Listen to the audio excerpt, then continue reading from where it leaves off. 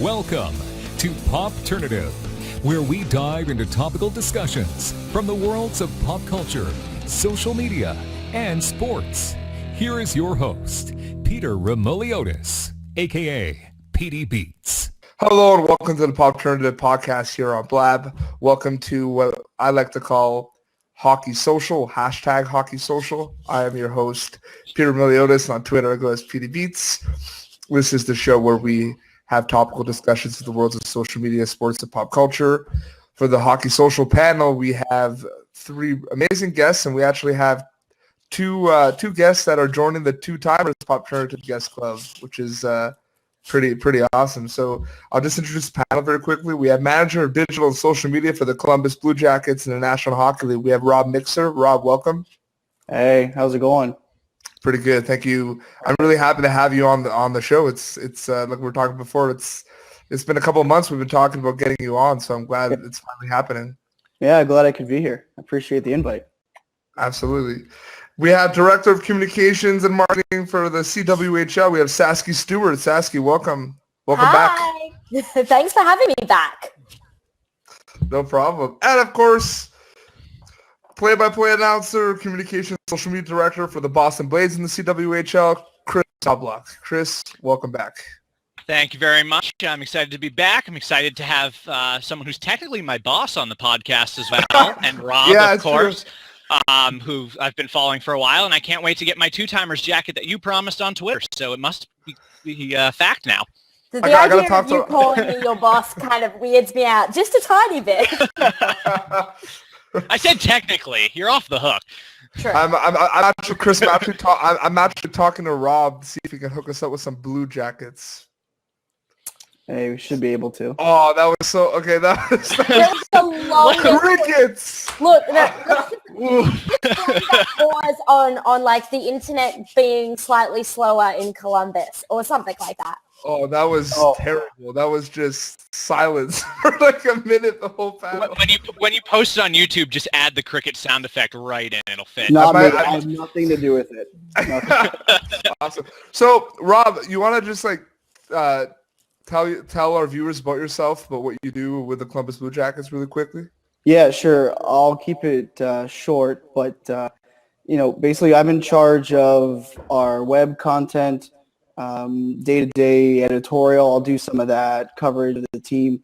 Less of that now, more than I used to, but also in charge of making sure our social strategy is on point, we're on brand, and just I don't do as much day-to-day social as I used to. Sorry, I have a horrible echo. Maybe I got kicked out of the interface here. Let me try this real quick. Okay, the last podcast I did, I was like, oh, there's an echo. And then I just cleaned my microphone straight off the desk. I was like, well, there was both an echo and the noise of everything falling apart. The episode we had with Andy Perlman from the Penguins and Zach Boychuk, there was a really bad echo. Like, really? The editing was so hard. The worst one I've ever had to edit is I had to edit me saying the word like 65 plus times out of a podcast. Like, that's my bad speech tick. I use the word like all the time. So there's all these podcasts where I'm like, I like this, I like that, and I sound like some valley girl. Yeah. But yeah, Rob. Rob. Like on Facebook. Or you can't do that anymore, really. You No. have to like/anger face someone on Facebook now. No, I guess so. But yeah, Rob, another thing too is I saw a couple of tweets that you've done in the past that what I found really interesting is you categorize yourself sometimes or refer to yourself or what you guys do at Columbus Blue Jackets as digital storytelling. And I always found that pretty interesting as well. So, it's really cool to be able to have you on and see some of the see the person behind some of the cutting edge content on the Columbus Blue Jacket feeds. So it's pretty awesome. Yeah, thanks. I appreciate it. And digital storytelling is something that I have a lot of energy for because really, like, when you think about storytelling and social, what I think is a compelling story doesn't really matter. Our audience tells us that, and like I told a class last week, I spoke at my alma mater, which was really cool, to social media class there, and I told them that like one of the things you have to embrace really quickly is being okay with failure. Failure is fine. It's not a big deal. And most things that we find out in this profession, and a lot of things that we consider light bulb moments, a lot of them happen from mistakes. So that's one of the things that we try to just embrace and be cool with is, hey, if we screw up, we screw up. I mean, you live to fight another day, but we can't say something is great or something isn't great unless we try it and we see what the audience tells us. So digital storytelling, it's on the ice, it's off the ice, it's in the community, it's in the lives of our players. So for us, it's really all encompassing where we don't look at one element or one story and say this can't be part of it, because we consider everything that happens with our team and our fans to be part of it. So in a nutshell, that's kind of what we classify as digital storytelling. Chris, what do you think about this concept of digital storytelling? I think it's vital when it comes to your social brand and what you tell your fans on social, because what you are telling a story anytime you log on, one way or another. Even if you're just informing someone of an event that is part of your story for the season or story for your brand. Having a detailed way of laying out stories and an outline of how you're going to do it, adding different content, whether it be video, audio, photos, helps bring the story to life. And how your audience, how your fans respond and interact with that story helps write the rest of the story as well. So that idea of interactive and digital storytelling is vital when it comes to social.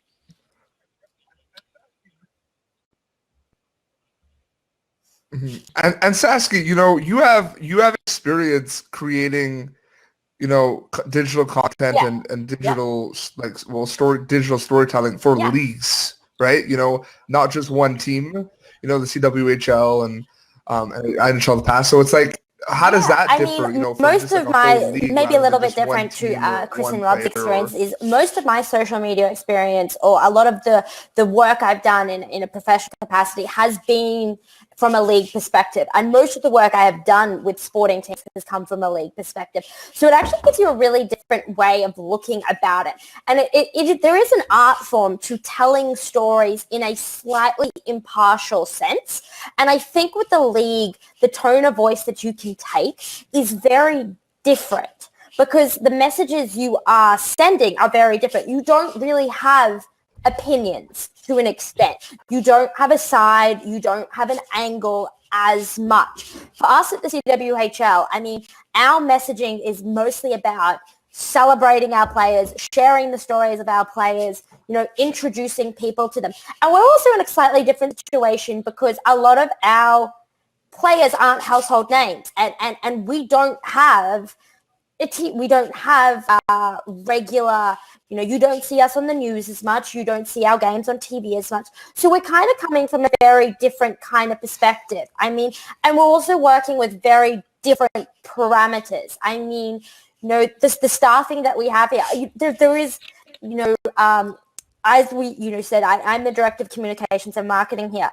But on the other hand, I'm also the only communications and marketing employee that we have. So that kind of situation becomes very different with how you do storytelling because the layers of your decision-making process are very different. And it becomes about, efficiency and reach and a lot of those things in different ways because there's only so much you can do.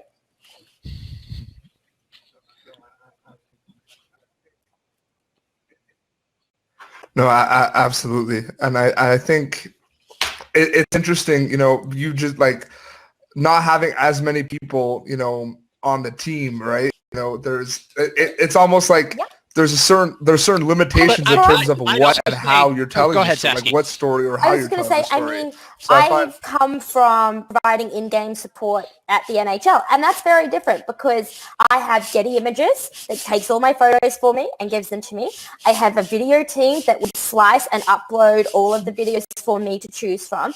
I have a digital team who is writing the stories and putting them to the website, and then I have a live broadcast of every single game in front of me. So I have all of this content, and for me, in that kind of role, it's about curation and knowing which content can effectively tell the story. Whereas in a WHL level, just about everything is produced by us, and we don't get it at the same speed, and we don't have access to, things in the same sense. At the moment, if I want a video clip, I have to find that highlight, splice that highlight, export that highlight, upload that highlight, tag that highlight, and then use it. So it's a completely different process of how we go about things. And what I was... Yeah.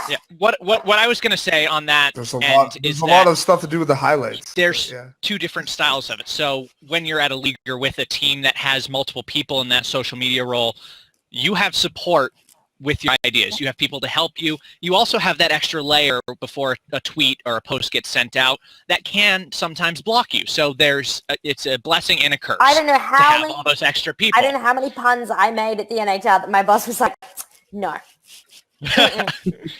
That's not so yeah. And then you have the exact opposite when it's just one person. So for the Blades, it's just one person. It's me. When I was in Portland with the Pirates in the AHL, it was just me as well. And it's all on you. So you get you get the best, you get the worst, but at the same time, you have a lot more freedom. You don't have the bureaucracy, as it were, of scheduling the posts and coming up with the content. You have to create it yourself. And so, there's advantages and disadvantages to both. Sure, Chris can attest to this as far as size of operations.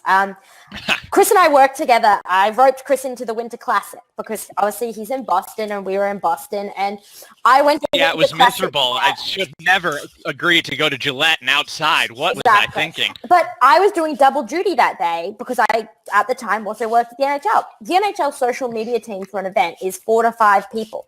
You'll have someone who's just feeding photos, someone who's just tweeting things, someone who's just doing Snapchat and that. Whereas, at the Winter Classic, we had one person, we roped in a second, and things like that. The All-Star game we recently had, there was a team of 2 of us, but at that same time, I'm doing media relations, I'm doing television, matching up with things. It's a bit different. My favorite one is when I'm on a broadcast for the CWHL and I'm media relations and I'm tweeting the game at the same time, because once I have these things on, I can't hear a thing.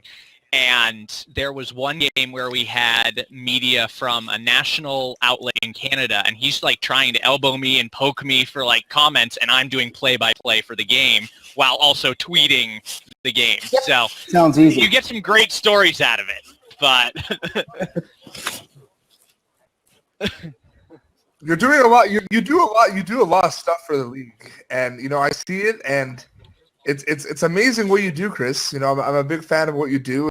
You're very knowledgeable about that stuff, and most importantly, like a lot of people that work in our industry, you're super passionate about what you do, right? And I always tweet about do it with passion or don't do it at all. That's just my opinion. But Rob, what I like about following Rob, what I love about following Rob Nixon on Twitter, which I find really interesting, is Rob, and it's one of the reasons why I think you have, as a social media, manager of an NHL team, you have over 10,000 followers. And what I find really interesting about that is because you make an effort of kind of being like an insider of the Columbus Blue Jackets. You gave me the attitude for this one day, Rob, when I was running the NHL account. I did not. That wasn't me. I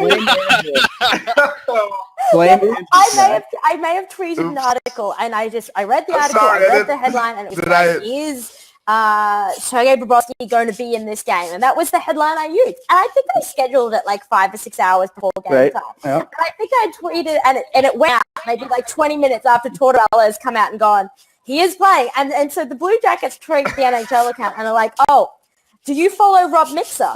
Like, he just addressed this. And I sat there and I was like, oh, come on, guys. It's Sunday. It wasn't me. Hey, it wasn't me. I don't run Rob, day-to-day social. Come on, so man. I will absolve myself from blame here. To be honest, I had a good laugh. was And you Andrew. did get a follow out of it. Following the Chris Andrew? Carter advice of having a fall guy. Yes. Andrew. Oh.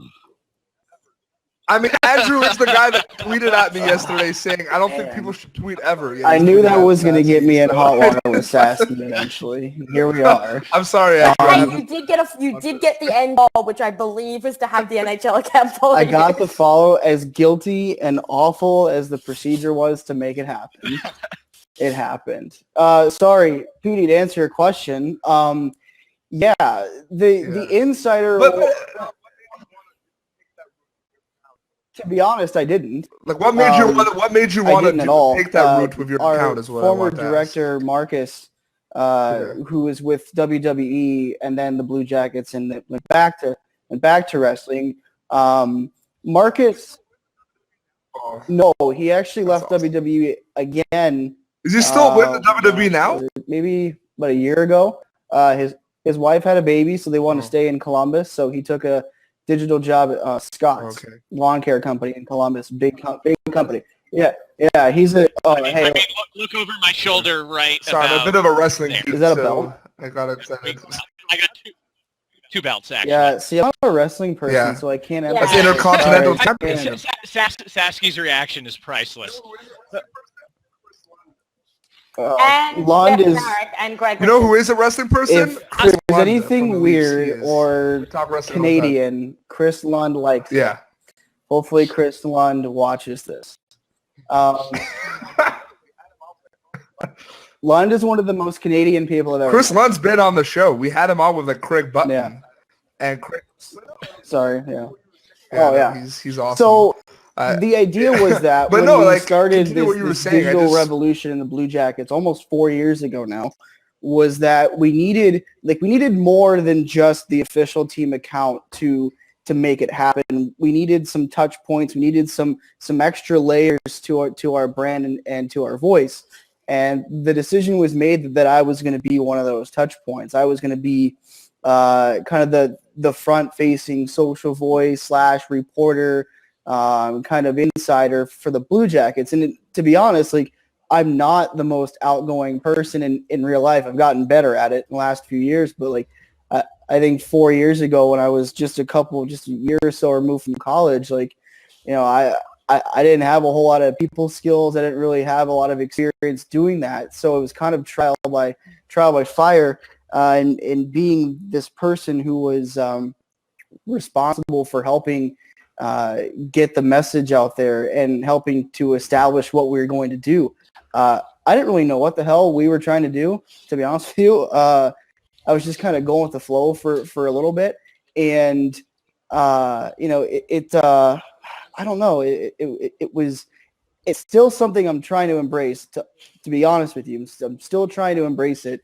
And it's cool because you get to interact with people. You get to help amplify what we're doing on the larger scale of the Blue Jackets account and the team social strategy.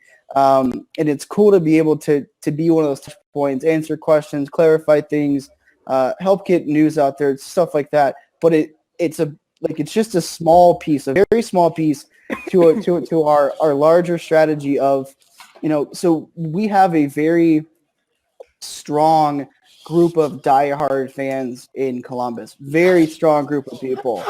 Sasky. Oh, wait, here we go. I have a photo of one of your artillery fans proposing to me at last year's All-Star game. Oh. Yeah, Matt Pfeffer, great guy. Great guy. I think I one love of the your follows fans. me, I came to Matt Columbus Pfeffer. last year for the All-Star game, and I Did you was have a like, good time? sign me up. I'm coming back here. I want to come to this. But the one thing was, no one remembered to warn me about the cannon. The cannon. I was gonna say, that's my favorite part is when the I had music my about the laptop cannon. in my hand. And we know that All-Star The game had cannon. like 24 freaking goals. and the cannon ran out of like powder or something, or sound effects or something. Right. But I had the laptop in my hand when the cannon went off the first time, and Dave Lozo can attest this. I've just about thrown it like down 2 layers of the press box. Awesome. And it's like, Jesus Christ. I love one of our favorite things to do. One of the best hockey towns I've been to. It's a great town, and like not enough people know that. So hopefully our team turns it around and starts winning, and we get more national television games. We get more people coming into town to watch our team play, and hopefully make deep playoff runs, because that's everyone knows when you make the playoffs, when you're on national TV every night, that's your chance. That's your opportunity. We got that a few years ago. Yes. And I have Seth Jones problems. Hashtag Seth Jones. Do? Sasky, one of our favorite things to do. Sorry. Oh, okay. Yeah, for Sasky. We're not going to talk. We're going to talk about Alex Wenberg because. Yeah, I said it. Because we're getting into some intense. Hey, get it out of your system now. This player's attractive. There is literally, every time he posts a new Instagram photo, 3 to 4 different social media coordinators from around the league will text it to me. I'm like, you don't think I haven't seen this?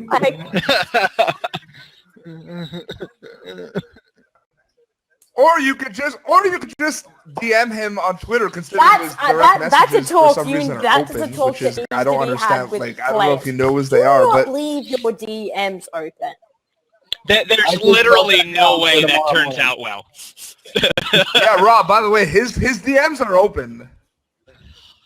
Maybe after tomorrow morning, his they won't. DMs are open. By the way, Rob. Just letting you know. I'm just saying. Okay. Oh, okay. I got one quick thing. So now we're gonna talk about in not an AHL thing, because the AHL is just odd sometimes. Springfield, which is I'm close to, moved to Lake Erie, where I had the AHL meetings my year in the AHL, and I haven't made it to Columbus yet. But I will say, for an AHL rink, which it's really not, Cleveland's awesome. It's so cool. It's so cool. Plus, they did do the thing with the scoreboard and the fire while we were there because they could. How cool is it for an AHL player to play in front of 12,000 people?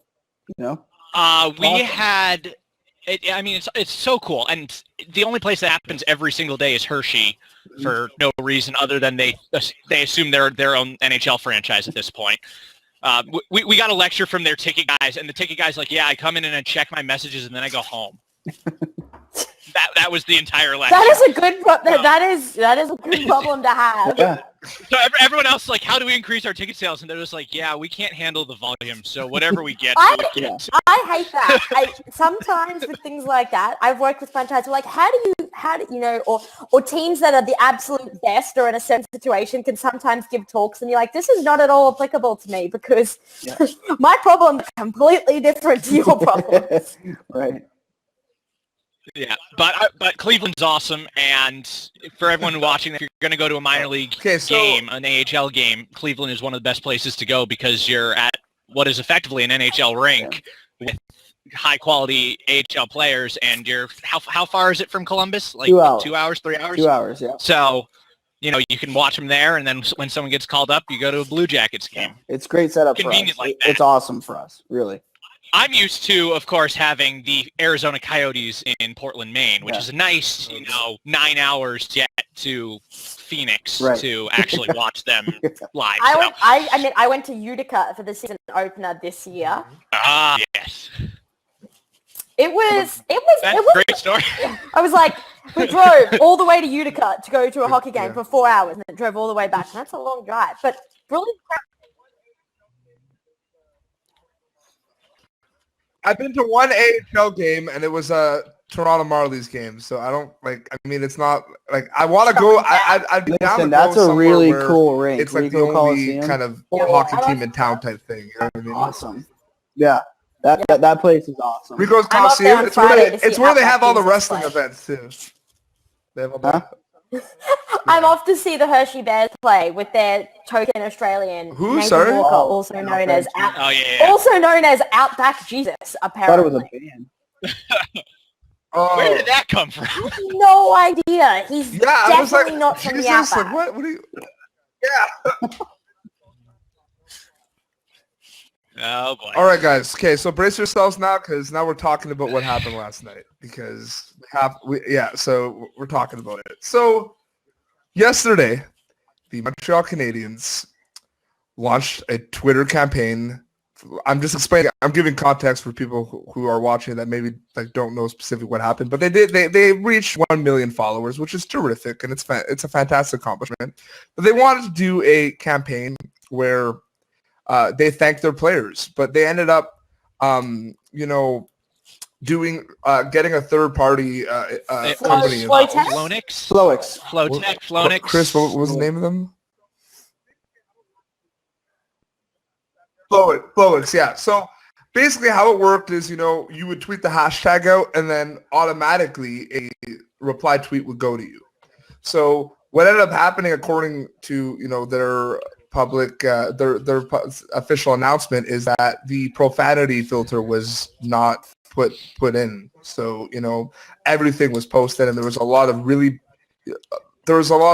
trolls on social media taking advantage of the fact that anything would be automatically replied to. So people were just making a lot of fake accounts that said really terrible things, and it got a lot of traffic. But it just brings up this argument that Chris and I this morning talked about it, about automatic and automated content on social media. And I'm not a fan of it personally, just my opinion. I wrote my master's research essay against it. Like, I went to school and wrote a paper about how that that's not what I want to do. I want to make content that's personalized and it's an actual human behind it. I'm with you on this one, PD. I'm not so much have a problem with automatic content in the creation sense. I have a real problem with the idea of that anything could go on the accounts representing your brand without first passing through a set of human eyes. I think that's the biggest issue with this particular instance of automation. Yeah. There are instances where automation can work, especially in low resource brands. Now, I personally don't like automation. I see it as a tool. If you're going to use it, there has to be a filter where a person is sitting there to approve what's being sent out. End of story. Yeah. And that obviously wasn't the case last night. And it wasn't the case last night. And, Rob, it's something, too, that I found really, I was just like, getting back from my hockey game, and people were texting me, do you see what's going on the Montreal Canadiens account? And I was looking at it, and it was like nonstop. And it took a while for someone to go on there and fix it. And, that's the problem with the third party. It was just continuing on that it's so tough. But let me ask the panel a question here. Say these tweets were not profanity laced. They were just normal tweets. They were replying to regular handles, Twitter is right? just profanity laced. But continue. Theoretically. Yeah. Hypothetical. No. I mean, like it wasn't. No, I meant like the names, right? It was just like there was no profanity in the Twitter handle names. That's what I meant, right? I want to ask you a question, and I want you all to be perfectly honest. Do you want to go to a professional sports team account and see 3,000 plus tweets that are the exact same thing, and the only difference is I guess Twitter one handle? of the things that I don't really understand, and maybe it's because we've encountered this in Columbus, where we've considered something like an automated campaign once you reach a certain threshold on a certain platform. And what I kept coming back to is why? Why? What are these thousands of replies that are the exact same thing to a mass amount of people? What does it accomplish? It's not genuine. It's not unique. Yeah. So yeah. What is the Blue Jackets or this third party service telling Sasky, for example? If I tell Sasky, thanks for helping us reach 500,000 followers. That doesn't do. I mean, like, what does that do for you? It doesn't enrich the experience at all to me. Yeah. So I just kind of struggle with the fact that. First off, why would be the question I would ask, and then further to that, I mean, automation. It's basically just a service, right? It's all it is.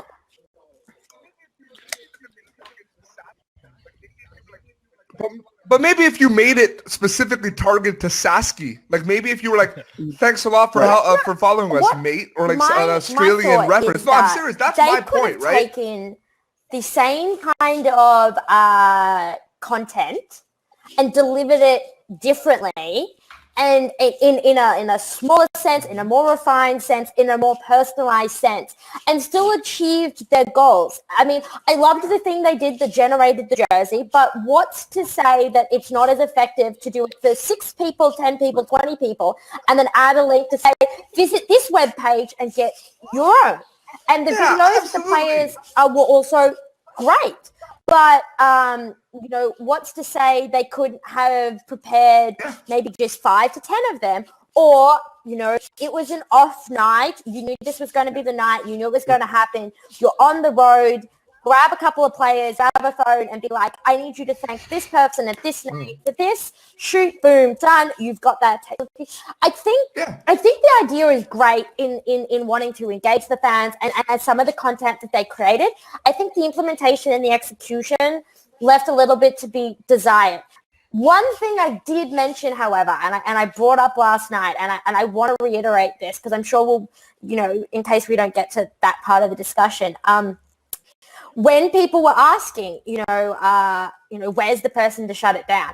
It highlights the fact that, if you are going to work in social media, you will literally never go anywhere without a phone being attached to something and something like that.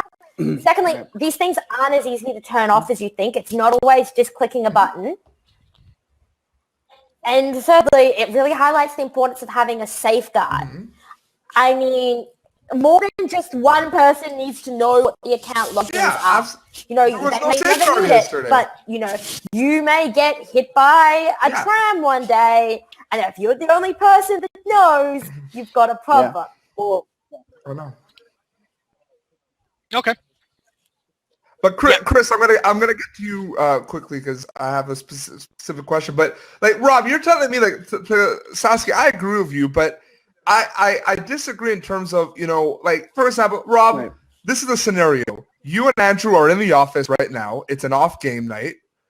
Why can't you and Andrew take 1 hour out of your schedule or 45 minutes or get an intern or something, go to your followers, pick 45 followers, go to their accounts, see their Twitter bios, see what they're into lately. Yeah, we could. Literally just pick 50 followers and actually tweet out to them. You don't.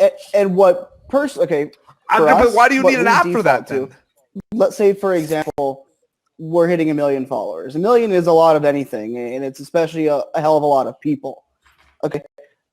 So probably the tact we would take is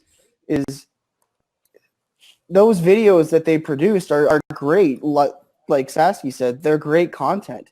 I think it's a little, for me, and I think Andrew would agree, if we're hitting 1 million followers, we want to give ourselves the opportunity that 1 million people plus see that video because they're all part of it. And if only selected people in my audience are getting that video sent to them, that's probably not something we would do. I would err on the side of producing this video and sending it as a thank you once we hit 1 million followers to everyone because everyone's part of it. So I think the individualization of it is fine, and I think for a different milestone I would be cool with it. But 1 million is a lot. It's a gigantic audience, and the maintenance required in going through all of that. Now you got to go back and get rid of them, right? Which is pretty. I think they did a lot of that this afternoon. I was scanning through. That's a lot of work today. Right. There's a lot. There's over 5,000. Like, and Chris, I want to see, Chris, if you agree with me. My opinion on this situation is, say the Columbus Blue Jackets, tweeted at me, Rob, and it said like thank you, right? I'm like, oh, that's cool. But then if 3,000 people got the exact same message, I totally agree with that, and I think that the major issue yesterday wasn't the idea; it was the execution of the idea of giving out those retweets. Now, I know we had a conversation earlier today where I brought up, when we did a promotion with the Blades. Next 25 people in the next 25 minutes tweet at me. I will create a custom phone background for you. Well, the Blades graphic design department. There you go. The Blades graphic design department. And I was one of those. I was one of those people. And there it is. Like 60 of them in rapid fire. That's a lot of work. That's where I see an automation coming into play. You set a set amount of time. It will create those images for you. I think that's, if you're going to use an automation software, I think that's where it makes the most sense. Sure. With what happened yesterday, I think it was more towards marketing rather than social coming up with this idea. And I think what that speaks to is the idea that marketing and social media haven't caught up to each other yet. There's still old traditional marketing that has an application, especially in sports, and then there's social media, which has a newer application in sports. And both are functional when it comes to promoting your team. Here's how I think this conversation went down. Remember, this is just completely off my own head. The marketing department was told that they could engage their users This is all opinions for here. X This is all opinion. dollars, and it would eventually lead to fan loyalty, ticket sales, something down the line. Mm-hmm. That's what they were told. They weren't told how it was going to happen, and they didn't realize that type of engagement doesn't work. And that's totally, that's part of the education issue that has to happen between social media and marketing, or digital marketing in general. That has to happen. So what I see is that the marketing department signs off on, oh yeah, we'll engage our users, but they don't know how. And if the social media person was involved, they'd go, wait, that's not exactly engaging our users. It's spamming their feeds, and here are some of the possibilities of how it goes wrong. So I see a marketing program that went awry using social media. Social media program that was intentionally done by the social media team.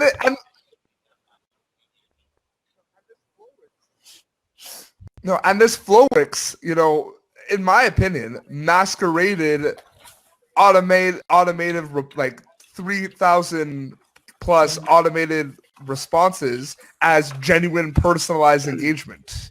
And it's a tough situation. And I'm really passionate about this type of stuff, and I make an effort to make it personalized, because I want people to, when I do CWHL stuff, I want people to know that I'm checking out if someone is tweeting a storm during one of our games, I will go to their account and I will do like my research almost and see what they've been tweeting about.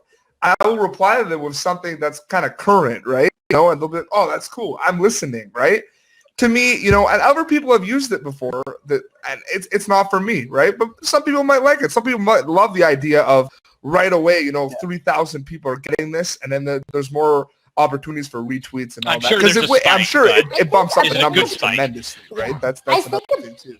Big part of this also is that it so much of this depends on what the marketing on the social media that what they decide is their end goal. Like what is their quantifiable aim?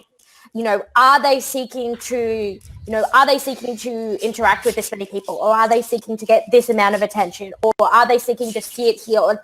And I think that really the problem is and you touched on this, we're still at a point where the people in marketing positions don't understand social media, and some do and some don't adopt my approach to things is find the people who are the best at what they do and listen to them, because they are better than I am at those things. And so sometimes you still have that disconnect within organizations where, you may have a marketing person who's been there for 15 years or 10 years, who knows old school marketing, who knows print, who knows tickets, who knows that stuff. and hasn't quite the social media stuff yet. But if they, social media is often at the bottom of the food chain, and it's really hard to put your hand up and say, no, I won't do this, because you don't always get to be the one that makes that decision. And sometimes you are expected to follow along. Mm-hmm. I'll tell you a fun story about that. So I think day, that's a good one. And it has nothing better to do not with involve us. So 3 days after I became the director of comm for the Portland Pirates, my boss was arrested for a DUI. And of course, that's exactly what you want right after you've been promoted to run the entire communications department. Well, his attorneys, not the team's attorneys, his attorneys wrote up a statement to be put out on Facebook. Now, what's the one drawback Facebook has? People can comment and share and like. I think we managed to rack up about 600 comments in the first hour on a page that at the time had 8,000 likes. And so he just didn't understand. He thought it was going to be like a website. You put it up, it's there, that's the end of it. He didn't realize that people could interact, and he wouldn't let me talk him out of it. So that's a very, black and white example of this has gone horribly wrong, and the social media person has no say in it whatsoever. Oh God, comments are literally part of my job at the NHL was to edit the comments on the NHL Facebook page.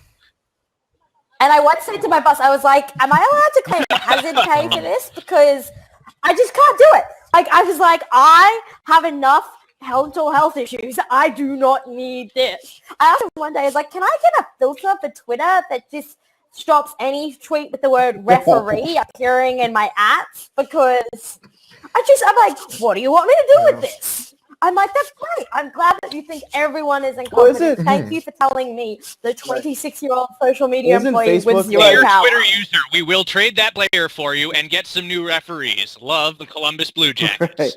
Listen, Facebook, like Chris, you're talking about Facebook, and we talk about this all the time internally about how much of a challenge Facebook is, not just considering algorithmic things and native content now, but the biggest challenge with Facebook, aside from the comments, which are selfishly sometimes they're great, they're entertaining to scroll through, but is there a wider ranging audience in terms of age on social media than Facebook? And I had a conversation with our game ops director, who made a great point, because like one of the favorite things for people to complain about during games is the music in the arena, and you get complaints from someone who's 15, maybe someone who's 60.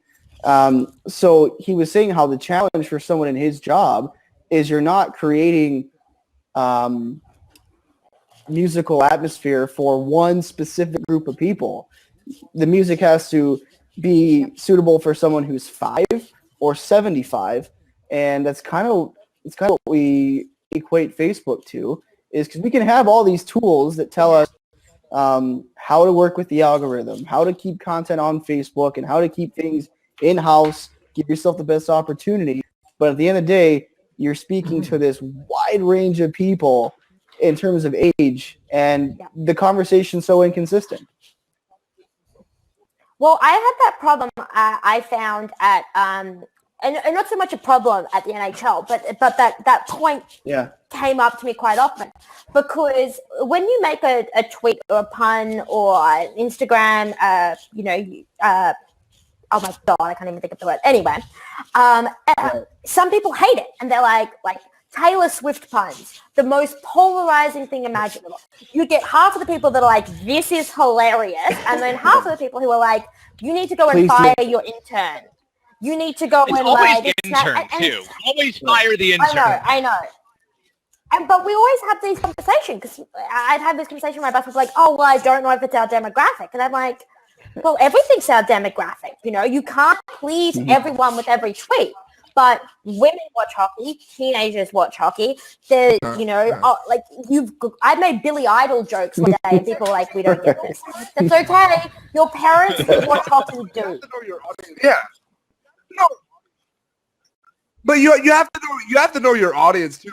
And I think what's cool, Sasky, like you mentioned, that this whole concept of, maybe people are marketing, or like some people are marketing for teams know social media and some people aren't as familiar as it. But it's like the social media people are able, like what I like doing with my content with the QMJHL is, and I say this now because Cody Cudmore, who does social media for marketing for Charlottetown Islanders, is watching right now. Is I like keeping making content that has to do with trends happening. So there's that vine that I don't know why people like, the Dan Daniel vines. I just don't get it. I really I just my it's like damn. It's like damn Daniel, and he's like commenting on his shoes, right? And then so basically. On Cody's team on Charlottetown Islanders, Daniel Sprong is, one of the more prolific players. So I just something happened. He scored, so I just quote retweeted, "Damn Daniel!" Sprong. Last year was I made a March Madness bracket last year, and I just filled it out with hockey. Everything had hockey on it. I sent it to my boss, and I was like, "I'm tweeting this. This is going." And I think it got 10,000 shares on Facebook, and I don't know how many on Twitter, and that just was that went everywhere. And the other one we had this photo of Corey Crawford during the Cup Finals laying on the ice with his hands behind his head, and I tweeted it out as, paint me like one of your Chicago boys. It's based on that Tumblr pun that you see everywhere. And I think those are the things that we there's always going to be the core business of what we all do. There's always the core business of putting out scores and updating with goals and stories and all of that. That's always going to be, and that's always going to be our bread and butter. But it's the different things around that and how we actually express that is what what gets people. And I look, every time I go on one of these kind of things and they ask me, and I get this a lot, and I'm gonna suck up to Rob here for a moment. They ask me who's the best, who's your favorite going around now, and that's you guys. Like that, everything that goes around how you do everything. For me, when I'm like, and I have an intern here, and I've been training her, and she runs our social media accounts. And I said, hi Kat. And I said to her, I said, go through the Blue Jackets account. I want you to go through it every single day for a week. And then come back to me and tell me what, and that's, Thanks, Sasky. That's very kind of you. I will say something real quick. So if you look at this panel, Hockey Social, we have the Blue Jackets, we have the CWHL, we have the Boston Blades, formerly NHL, formerly Portland Pirates. All of us are in our 20s. Now, the real interesting thing about this is, if you look at some of these marketing jobs and some of these director jobs, there are people who've had these jobs for 20 years. Right. How do we come across with our ideas in social and things that would engage an audience that works for that boss, works for, the grandfather out in the street? How do we come up with ideas? How do we present them to that person who's the arbiter of decisions? Yep. And how do we make them understand what's going on, not only in the technology, but in that interaction? That's one of the hardest parts of social. I think one thing that can't be undervalued when working in social media is having a really strong knowledge of marketing principles. Because we know social media. We can talk about Twitter engagement and all of these things, but if someone doesn't speak social media, we need to be able to translate what we do and what we know into a language they speak. And for most of these people, it's marketing. And people say to me, "Oh, what should I study if I want to get into social media?" And I'm like, marketing. That's what it is. Social media is a faceting of marketing. It's not its own world. It's a component of a bigger picture. And there's, I think, too many people that are coming into social media that don't have that ability to look at it in a slightly larger picture. And that's essential from an organizational sense. The thing that we have interns every summer for about 4 months. We have interns that come in throughout the season, and everyone thinks that they have a pretty good idea of what our job is or what our goals are. And listen, like Sasky, you're absolutely right. Like, marketing is what we do. So at the end of the day, our goal is to sell tickets. That's our job. That's our job. And what we do is a subset of that. So we kind of work under this umbrella where, selling tickets is way up there. And our job in social is to elevate our brand.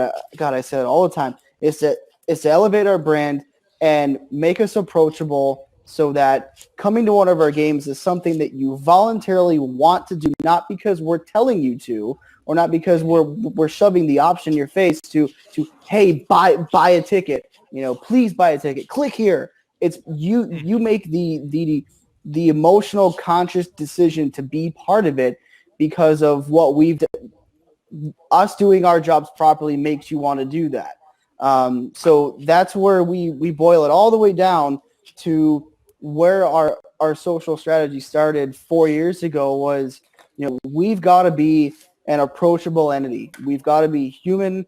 We've got to be understanding because, Jesus, we were in such a bad spot 4 years ago. Like we lost the draft lottery. We finished in last place. We were trading Rick Nash.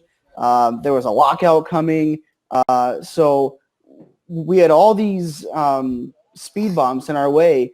So you can't really tell people that it's going to be okay if it's really not, at least in the interim, going to be okay. Like, people aren't stupid. So we try to scale back on that sales-heavy messaging on social media because we want people to do it because they want to and because we've given them reason to.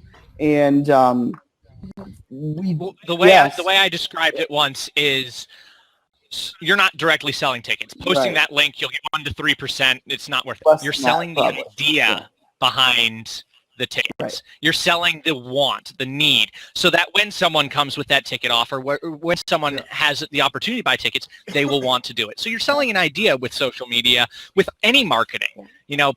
People aren't going to go, ooh, a poster, I want to buy that. It needs to speak to them. Same thing with social media, where it sometimes literally speaks to them. Sasky, it's very much like, I'm sorry to interrupt you.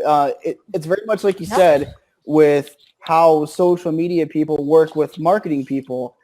You sell your idea, and your idea fits within your goals and objectives. If your goal, like for us, bringing our brand on a higher pedestal helps us sell tickets.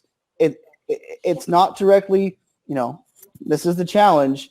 It's not directly measurable. I can't point to a tweet and say, hey, this tweet sold 300 tickets or this tweet sold 30 tickets. Yep. But it's the idea. Right. Oh, yeah. Sure. People are focused on return. I agree completely. And I don't know it yet, To take it to a kind of a practical sense, you're completely right. But to speak from a CWHL level, it's really hard for us, and it's not something we do particularly well because we don't have the resources at our level to be able to craft enough content and messaging around what we do. And I think that's a big part of our we've got this off-season is the first off-season we've had where the communications and marketing team is continuing from one season to another. And I think that's a big thing because we're starting to get some continuation and the ability to build and develop plans. But it's also very difficult for us because we have, trying to explain to people that I can't point at this and be like, they're like, oh, well, why didn't we sell these tickets? Well, I'm like, well, I can't post 1,000 tweets because that's not going to sell me. One tweet doesn't sell me 5 tickets. If I post 100 tweets, I sell 500. It doesn't work like that. And that's sometimes difficult to get people to understand, the idea that it's a cumulative effort rather than individual facets of it. Right. And so trying to get other people to understand that is one thing, but also trying to build frameworks to enable you to do that is also a completely another thing.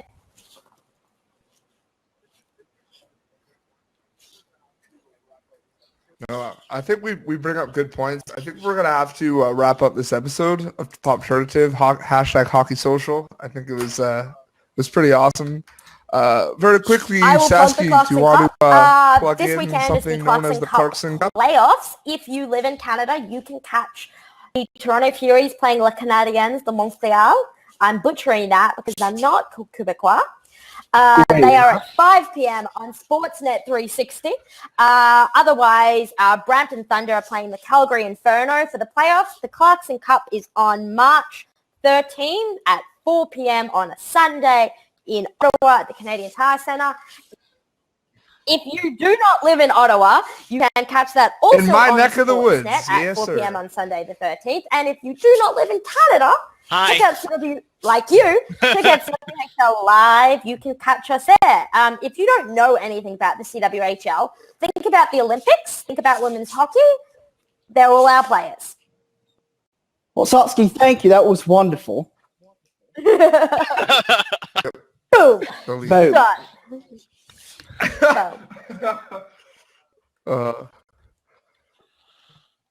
Yeah, no, I don't know Chris, if anyone from Boston is watching, but we have a ball hockey tournament coming up for the Blades where you can actually play with the Blades. That means you can possibly draft Geneviève Lacasse as your... No one can do that. But you can possibly draft her or Tara Watchorn to your team. If you draft Tara Watchorn, please bring extra petting. Her slap shot is deadly. We also have a 5K coming up. Both of these support the Blades in the CWHL. Fundraising is an important part of our team operations. They help us market, so please come out, come to the event. And if you have a free job in hockey, send it my way. And if you have a free part-time job in hockey, send it my way. Give Sasky the Canadian ones. I'll take, the American stuff. I think that's a fair little trade-off there. Yeah, so that works. Hey, no pressure. Hey, Rob, you need an intern? Rob, hint, you have the cream. Awesome. You have Rob, you have the. I just wanted to say thanks for inviting me. It's great to be on with you guys. Just saying. It's great to finally talk with you and share some ideas and stuff. I don't really want to plug anything. Just follow us at Blue Jackets NHL. I promise it'll be fun, and we have John Tortorella. That's always fun. University of Maine, right there. Torts is a blast. Torts. And I just wanted to say too that Popternative is a huge supporter of the CWHL, and rumor in the rumor mill, word on the street is after the Clarkson Cup, a few CWHL players might come on the show. So Chris is already we'll have to see what happens. And this player, but that'd be pretty cool. It's already been arranged. Hey, there are two.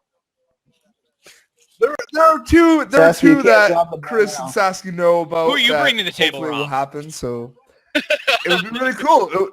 How about our head coach? Yeah, Rob, can we get some Blue Jacket players on the show? Yeah. Well, you know I'm what? sure in the Knowing off season they'd sports love and to his do. love We're for the actually in media, talks I'm with sure few he'd love NHLers to that would come on the off season. So that would be awesome. That would be cool. But no, seriously though, Rob, if you ever want to do something, like if there's ever like a fundraising event that the Club Blue Jackets are doing, we'd love to. Let me know about that. I know that's not necessarily your area. That's more PR, right? Which I see went very well. So great. $400,000 raised for our foundation. To be honest, it's awesome. That's great. No, seriously. But seriously though, like we're in a lot of players are interested, and a lot of teams are interested in having like the players come on in the off season too, because they're more accessible. So no, seriously. So guys, this has been Popternative. Thank you for joining Hockey Social. I'm PD Beats. Thanks Chris. Thanks Sasky. Thanks Rob. Follow them all on Twitter. You can follow us on Twitter at Popternative. You can like us on Facebook, facebook.com/Popternative, and the Popternative website is in the works, and it's looking pretty cool. So hopefully, we get that up as soon as possible. So if you missed any previous episodes of Popternative, you can go to our YouTube page and our SoundCloud page.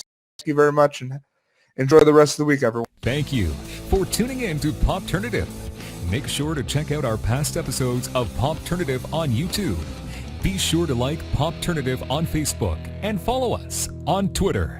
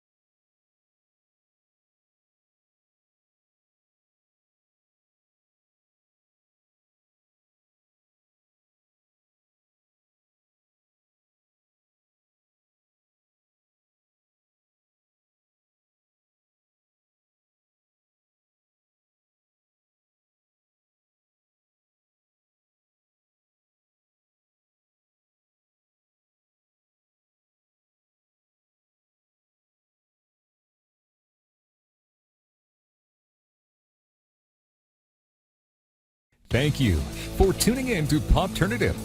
Make sure to check out our past episodes of Popternative on YouTube. Be sure to like Popternative on Facebook and follow us on Twitter.